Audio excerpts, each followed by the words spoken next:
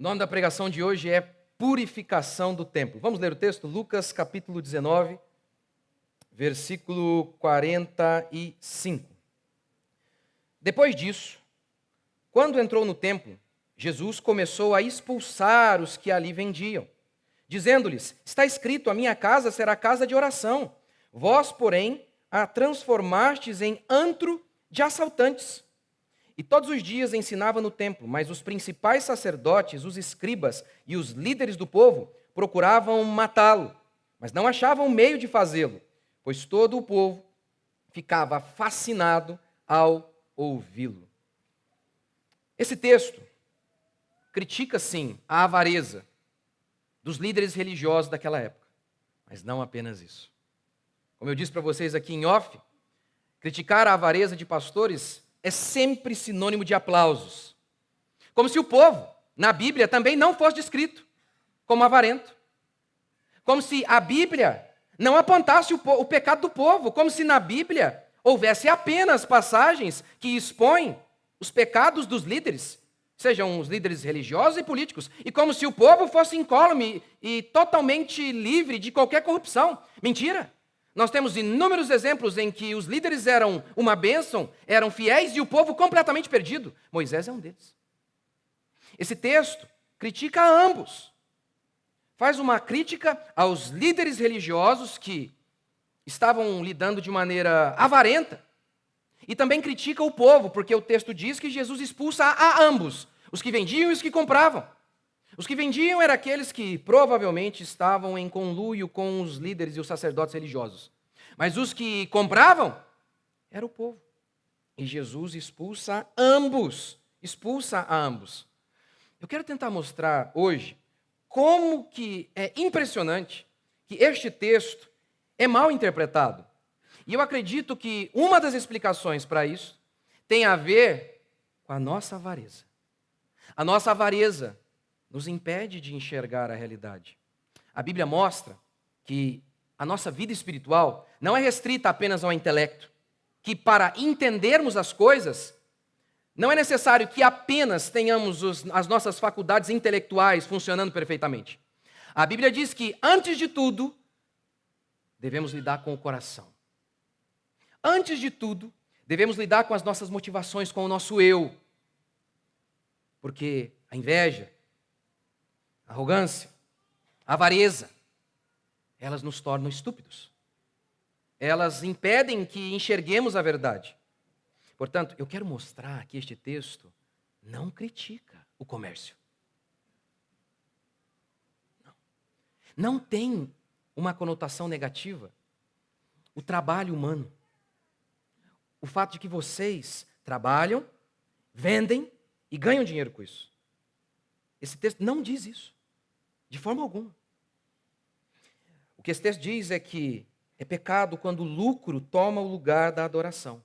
E é pecado quando amamos mais o dinheiro do que as pessoas.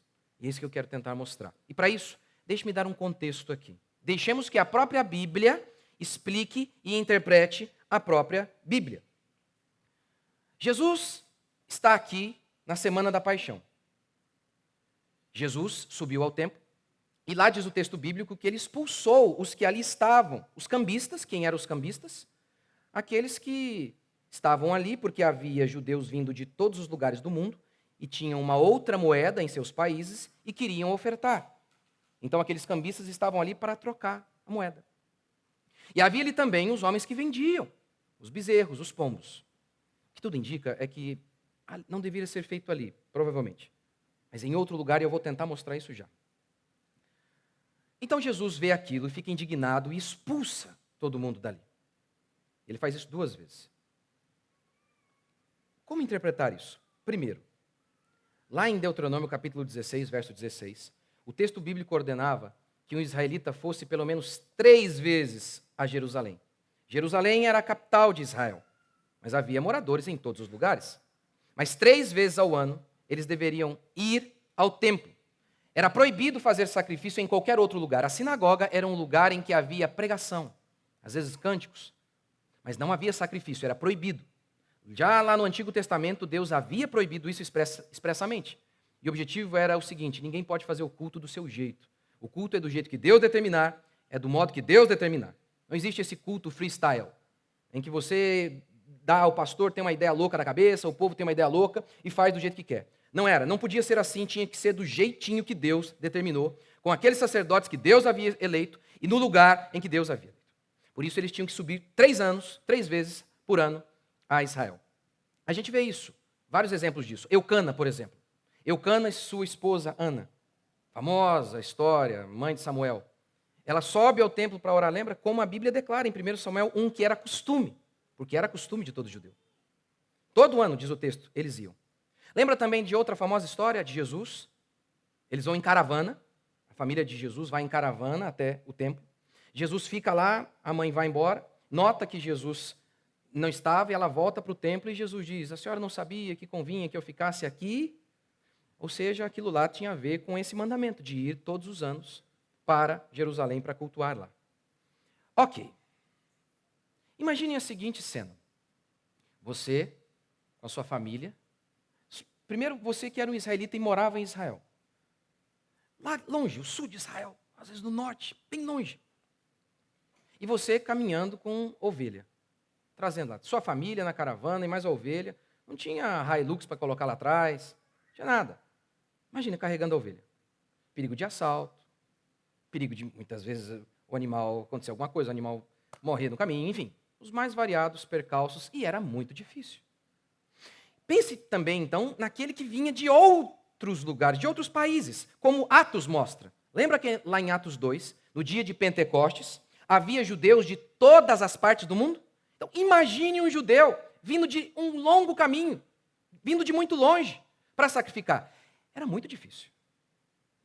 Agora, sabe o que estava escrito lá em Deuteronômio? Quando o caminho te for cumprido demais, que os não possa levar o bezerro, por estar longe de ti o lugar que o Senhor teu Deus escolher, porque naquele momento em Deuteronômio o povo ainda era um povo nômade, eles não tinham entrado em Canaã se estabelecido, não estabeleceram ainda o lugar em que Deus havia exigido e que Deus havia de exigir para que eles cultuassem. Então, quando Deus escolher o lugar, escolher para ali pôr o seu nome, quando o Senhor teu Deus te tiver abençoado, então vende-os, porque se o caminho for longo, vende o bezerrinho, leva o dinheiro na tua mão e vai ao lugar que o Senhor teu Deus escolher. Que coisa. Eu podia colocar o nome dessa pregação também, Purificação do Templo. Você interpretou errado. Podia? Eu acho que eu podia, hein? Você tinha lido esse texto? Não era proibido em si o comércio. Primeiro, o que me parece muito claro, não deveria acontecer dentro do templo. Mas não era proibido em si o ato de eles comprarem o bezerro para ofertarem. Não era proibido em si o fato de existir cambista lá. Muito pelo contrário, a ideia era divina. E era uma bênção. Era para facilitar a vida do povo, impedir o povo de ser assaltado, o bezerro de se ferir. Seria trabalhosa a viagem, custosa a viagem. Era muito mais barato, em todos os sentidos, o jeito que Deus fez. Pode sim haver comércio lá. Acredito eu, não dentro do templo, mas não havia proibição. E esse é o meu primeiro princípio. Desculpa, nem li esse outro, o versículo restante. Esse dinheiro dá-lo-ás por tudo que deseja a tua alma. Então, está vendo? Isso aqui é comércio. Eles vendiam o deles, pegavam o dinheiro, chegavam lá em Israel, em Jerusalém, compravam. Isso aqui é comércio. Jesus não está proibindo o comércio na história da purificação do templo. Senão estaria em contradição com o próprio Deus que escreveu o Antigo Testamento, que foi ele mesmo que escreveu o Antigo Testamento. Venderia o bezerro, pegaria o dinheiro, compraria outro bezerro. Lembrando que nós não temos mais templo. Lembra que o Novo Testamento, Jesus fala claramente que nós somos o templo, Paulo fala que nós somos o templo. Isso aqui é um lugar de culto. Mas a Bíblia fala o tempo todo nós somos o templo. Mas olha que coisa interessante. O trabalho, ele não tem essa conotação negativa que muitos têm e com base numa origem católica. O historiador, o autor de História da Reforma, fala como durante a Idade Média, como havia um espírito de pobreza, e não apenas um espírito de pobreza, mas havia pobreza demais por todos os lados. Ele mostra imagens, assim, o mendigo era uma profissão. Havia piada sobre isso. Isso tem muito a ver com a concepção católica em relação ao dinheiro. Ao longo de toda a Idade Média, havia os homens que fizeram pacto de pobreza, como Francisco de Assis, a Ordem Dominicana. Isso não existe no protestantismo. Essa ideia de que o dinheiro em si é ruim, de que receber pelo que você trabalha é ruim em si mesmo. Isso nunca existiu. Esse, inclusive, é um dos motivos do porquê o Ocidente se torna tão próspero. Max Weber declara isso, não cristão. Ele queria entender por que Portugal e Espanha, países católicos, definhavam, enquanto que os países protestantes, Inglaterra e Alemanha, prosperavam tanto. E ele então começou a observar, e aí ele escreveu um livro chamado A Ética Protestante e o Espírito Capitalista. Ele fala um monte de besteira, mas ele acerta em alguns pontos, entendendo que o puritano inglês, ele não via o trabalho com essa conotação negativa. Ele não via receber por aquilo que produzia como algo negativo.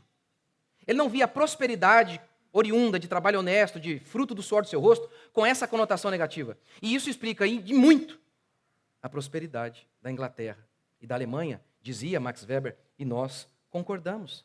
Ora, Paulo disse, digno é o trabalhador de seu sustento. Paulo também diz, quem planta, espera colher. Ou seja, é antinatural esperar que as pessoas não recebam por aquilo que produzem. É muito estranha a ideia. É ganancioso aquele que trabalha e espera receber por aquilo que produziu, mas não é ganancioso o preguiçoso que inveja a riqueza alheia. É muito estranho isso. O cara trabalhou, porque ele teve um trabalho ali. Ele trabalhou, ele gastou tempo cuidando do bezerrinho. E aí é exploração que ele receba por aquilo que ele produziu. Mas o outro, que quer comer de graça do trabalho dele, não é explorador. É muito estranha essa ideia, e mal entendemos que tem muito a ver com o comunismo. Muito. É errado. É errado que a gente queira levar vantagem de pessoas, de empresas. Você queira usufruir do trabalho do outro de graça. De pessoas que prestam serviço. É errado. Jesus não está proibindo que as pessoas recebam por aquilo que produzem. De forma alguma. Não é isso que está em questão aqui. Não é. E aí a gente tem algo interessante, a avareza do povo. Eu raramente falo desse assunto, eu estou falando hoje porque o texto pede, mas é engraçado, eu não cobro para pregar. E muitas vezes eu vou pregar e eu fui pregar em Minas. Quando eu falei que eu não cobro para pregar, o pastor, ele depois ligou de novo, falou, mas é sério isso? Eu falei, é sério, não cobro para pregar. Peço que paguem as minhas despesas. E me deu uma oferta. Sabe o que acontece muitas vezes? Eles pagam só as despesas. Sabe o que é isso? É trabalho escravo. É, sério. Como é que é o escravo? O que o escravo recebe? Só a comida. Eu deixei a minha igreja, fiquei 2 dias aqui. Eu sei, acontece isso várias vezes. Eu vou, não ligo. Mas eu sou avarento. Eles que me tiram da minha cama. Teve um dia eu levantei 4 horas da manhã.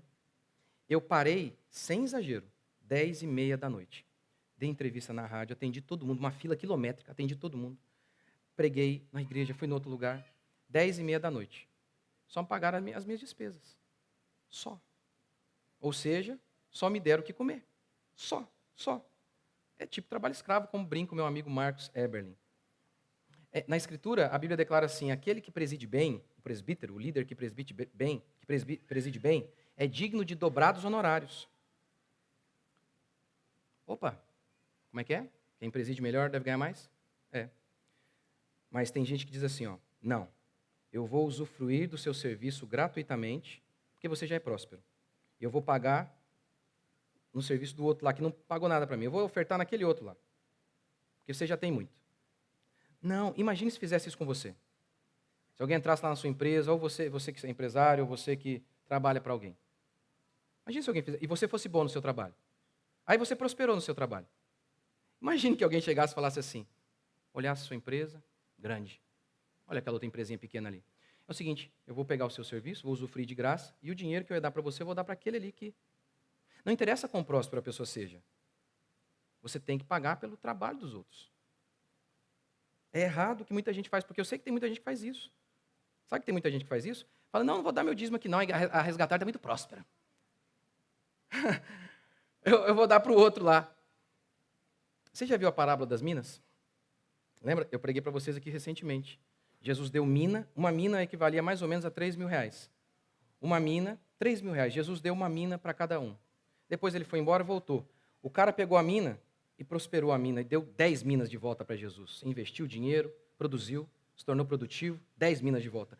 O que tinha uma mina, um outro que tinha apenas uma mina, enterrou a mina dele. Aí Jesus falou, mas nem no banco você colocou? Ou seja, eu estou recebendo menos, porque teve inflação. Aí diz o texto assim, que Jesus mandou tirar a mina daquele que tinha uma mina só, e mandou dar para aquele que tinha 10. R.C. Sproul comenta esse texto falando, Jesus não é comunista. Jesus não é comunista. E sempre que você prosperar, como fruto do seu trabalho, é isso que você tem que entender. Porque é impressionante como que os comunistas, o tempo todo, eles falam disso, né? Ah, o lucro, não pode ter lucro, no lucro. E não apenas em relação a pastores, mas em relação a todo mundo. De modo que quase todo mundo cresce com medo. Ele prosperou, ele fala, meu Deus, eu estou em pecado. É assim. O cara prospera de maneira lícita, ganhando dinheiro dele, e ele já fica acusado. Eu lembro, meu pai tinha bastante dinheiro. Eu me sentia mal na escola. Nossa, mas eu acho que é crime. Olha que mentalidade. Como que alguém individualmente prospera assim? Segundo, como que um país prospera de um jeito desse? Povo invejoso, inveja de quem prospera, inveja de quem produz. Como que um negócio desse avança? Não é isso que Jesus está criticando aqui. Não, não é.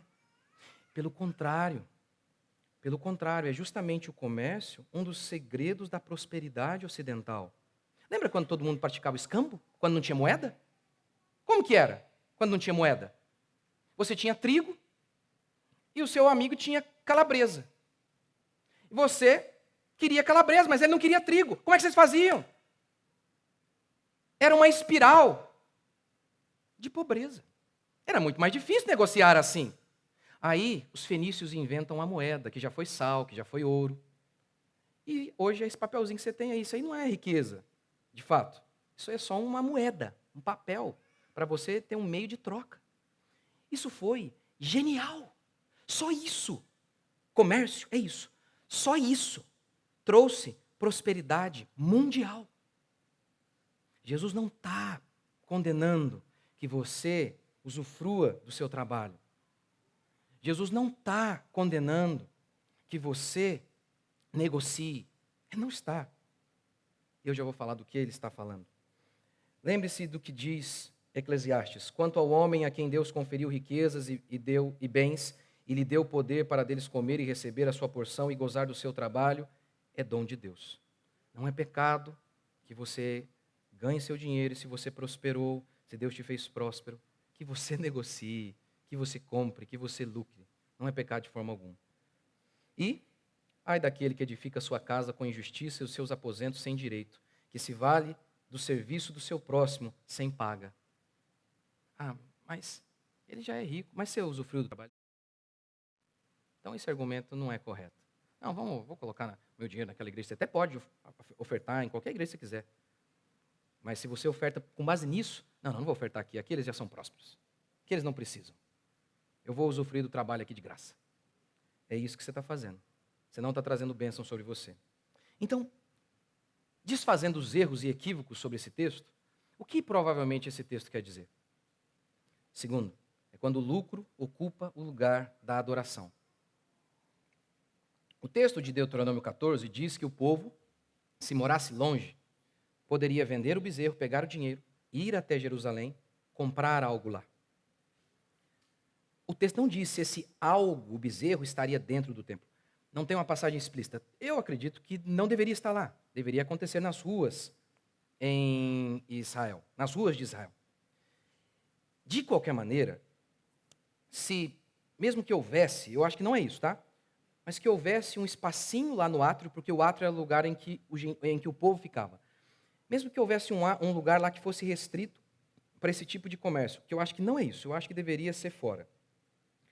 O que de fato a gente tem certeza absoluta aqui é o seguinte: eles ocuparam todo o espaço, de modo que não tinha mais adoração ali, só tinha comércio. Não tinha mais. Não tinha mais. Alguns comentaristas dizem assim: ao invés do gemido de crente orando, só tinha mugido de ovelha.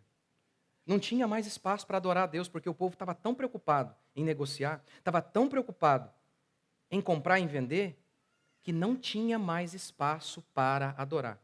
Como eu disse, eu, sem ter uma passagem explícita, mas acredito que Jesus estava dizendo isso: olha, vocês tinham que fazer esse negócio lá fora.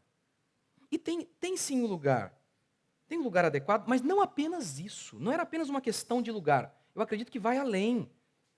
Tem a ver com quando a gente fica tão preocupado apenas em ganhar dinheiro, que não sobra espaço para adorar a Deus. E aí a gente pensa que a vida se resume apenas em ganhar dinheiro, apenas em fazer negócio. E não sobra mais espaço para que a gente adore o nosso Deus.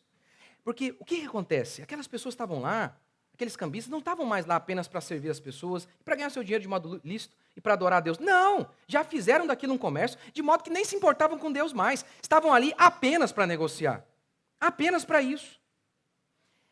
E é isso que muitas vezes pode acontecer conosco. Não apenas no culto, em que a gente vai para a igreja e pensa que o culto é uma espécie de comércio, em que a gente deu o dinheiro para Deus e não deu ali o nosso dízimo e acabou, está tudo resolvido, e a gente não tem que adorar a Deus através da nossa vida, da nossa oração, através do nosso arrependimento. Não. Fizemos um negócio ali com Deus, deu dinheiro, vou para casa, agora vou ficar próximo. Não é isso. Não. É quando a gente permite que as preocupações financeiras tomem todo lugar no nosso coração e não haja mais espaço para que a gente adore a Deus. Note como que na Escritura isso é repetido à exaustão. Mateus 6. Jesus diz que nós não devemos andar ansiosos pelo que nós havemos de comer, beber ou vestir, e devemos buscar o reino em primeiro lugar. Na parábola da ceia, Jesus conta uma parábola e diz que deu uma festa, uma grande festa, e aí, uma grande ceia, e um disse, e soltou os convites, um disse, não posso ir. Comprei um campo. Outro, comprei uma junta de bois. Ou seja, eles estão tão preocupados com as questões materiais que não tem lugar para adorar a Deus. Não tem lugar. A parábola do semeador. Jesus conta uma parábola, o semeador saiu para semear, semeou em vários solos, entre espinhos, solo rochoso, à beira do caminho e por aí vai. E aí ele explicou o significado da parábola. O que foi semeado entre os espinhos é o que ouve a palavra, porém os cuidados do mundo e a fascinação das riquezas sufocam a palavra. Ele fica tão preocupado com a questão financeira que a fé dele morre. Ele fica tão preocupado com a questão financeira que não tem mais lugar no coração dele para adorar a Deus. Mais uma vez, de forma alguma, eu não estou dizendo, mais uma vez, o dinheiro não é importante. Olha que coisa, lembra que eu sempre conto para vocês a Revolução Industrial? Antes da Revolução Industrial, os pais não davam nomes aos filhos. Por quê? Porque a maioria morria de fome. Eles esperavam que as crianças vingassem para dar nome aos filhos. Tem uma tribo no Mato Grosso, uma tribo indígena, Parecis, que eles foram aconselhados pelos órgãos governamentais de nosso país. Não, vocês não podem desenvolver a agricultura. Não, vocês não podem fazer isso. Ó, que coisa linda. Vocês têm que ficar pelado aí para sempre. Vocês têm que ficar... O quê? A panela? Usar as nossas? Não pode. Vocês têm que usar de vocês, para preservar a cultura de vocês. Não interessa se a panela de vocês estoura, é destruída quando vocês cozinham e perdem a comida. Não. Vocês têm que cozinhar na de vocês. Pegar na nossa, não pode. Não pode, como um dia a ministra Damares falou. Chegou lá caminhão com cobertor e eles falaram, não pode não. Os esquerdistas disseram, não pode não. Não, é assim que eles andam. Vai morrer de pneumonia ali, com pneumonia. Não interessa. Olha que coisa linda. Não é tão bonito isso, o discurso do amor à pobreza? Do amor. Olha que coisa linda. Eles não ouviram. Essa tribo indígena lá no Mato Grosso não ouviu isso. Desenvolveu a agricultura. E aí eles contam o seguinte, tem um documentário em que um dos líderes da tribo diz assim, eles disseram para nós que o dinheiro ia acabar com a gente. Aí ele conta, no começo, quando a gente não tinha desenvolvido a agricultura, nós éramos 300. Hoje nós somos 3.000. É justamente porque eles prosperaram que eles estão vivos. Porque eu não sei de você, mas não sei se você sabia disso, mas se não tiver comida as pessoas morrem de fome. Você sabia, né? Sem dinheiro, você não pode ver o seu pai. Sem dinheiro, você não compra um remédio. O irmão aqui da igreja estava me contando que a esposa dele teve AVC, provavelmente por conta do descuido dos médicos. Ela estava grávida, foi várias vezes até o hospital, e aí relatando os problemas, angustiada, problemas e problemas, e ele só falava, vai para casa, vai para casa. Estava já próximo de dar a luz, estava ali para dar a luz, não, vai para casa. Ela com essa angústia, os médicos nem olhavam na cara dela, foi ficando estressada, e ele disse, pastor, os médicos, depois a gente consultou bons médicos, disseram, o AVC dela pode ter a ver com esse estresse. Então, ou seja, se tivesse dinheiro para ir num bom médico, poderia ser diferente. Você tem filhos? Se você tem filhos, a tentação de ficar preocupado com dinheiro, aí, meu amigo, vai nas alturas, é ou não é? Portanto, tem coisa mais lícita do que você desejar que a sua família tenha uma condição financeira adequada para sobreviver? Não tem nada mais lícito. Mas até isso, que é lícito, pode ocupar o seu coração de tal modo que não haja mais espaço para adorar. Literalmente, por exemplo, não estou no culto por quê? Eu preciso ganhar mais dinheiro. Não posso me envolver mais na igreja, porque eu preciso ganhar mais dinheiro. Está vendo? Até aquilo que é lícito pode ocupar o lugar no seu coração e sufocar a sua fé. Sufocar a sua fé. Até coisas boas, elas podem ser pervertidas. Em Mateus 6, Jesus ordena a não andar ansioso nem pelo que haver de comer, beber ou vestir, gente. E essa ansiedade pode sufocar a nossa fé, pode sufocar o nosso serviço a Deus, a nossa adoração. Meu pai conta que tinha lá um monte de prédios, uma condição financeira muito boa. E mesmo assim ele fala, eu vivia com medo. Eu tinha medo. Medo.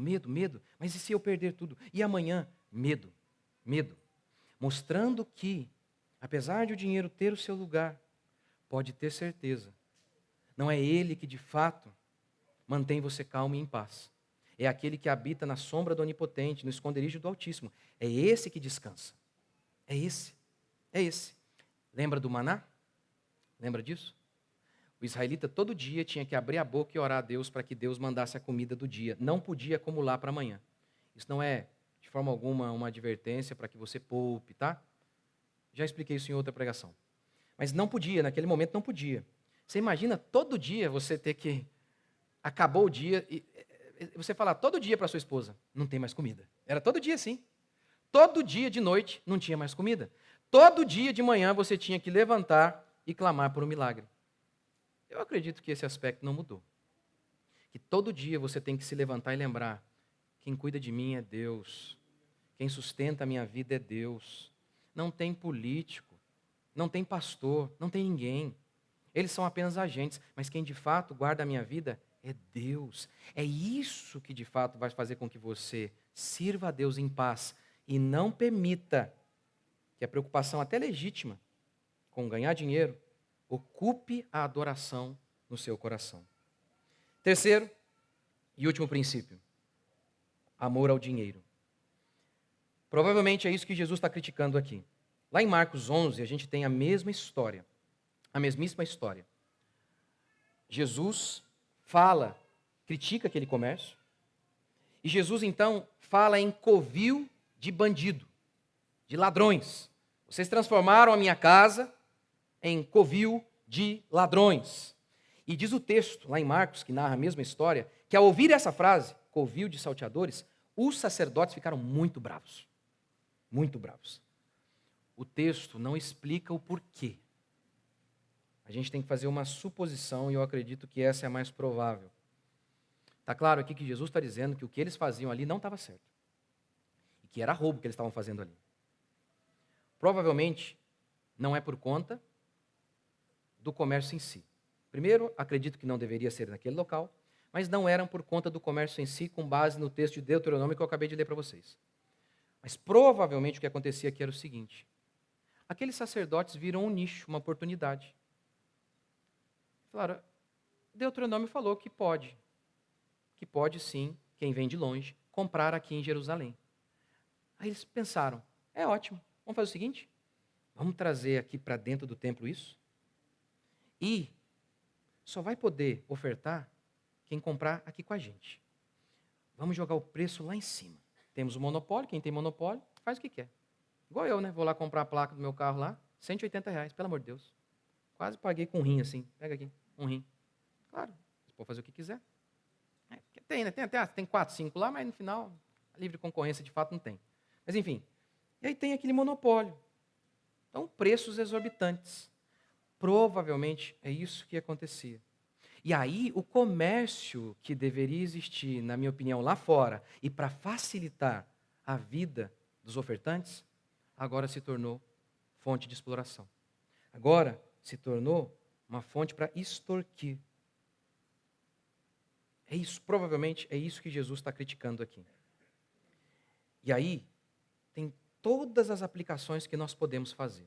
Todas elas. Todas e todas e todas e todas. Seja em relação aos líderes religiosos, que começam a pegar até aquilo que é lícito,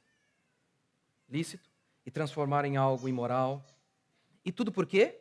Tudo por quê?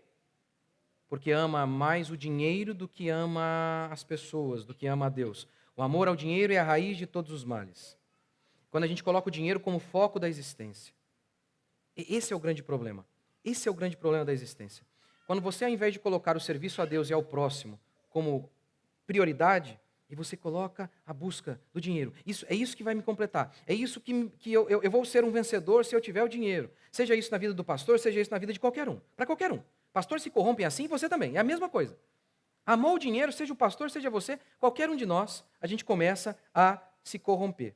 A gente começa a se corromper. Lembra daquele exemplo que eu conto para vocês sempre, o irmão da nossa igreja lá de Lorena?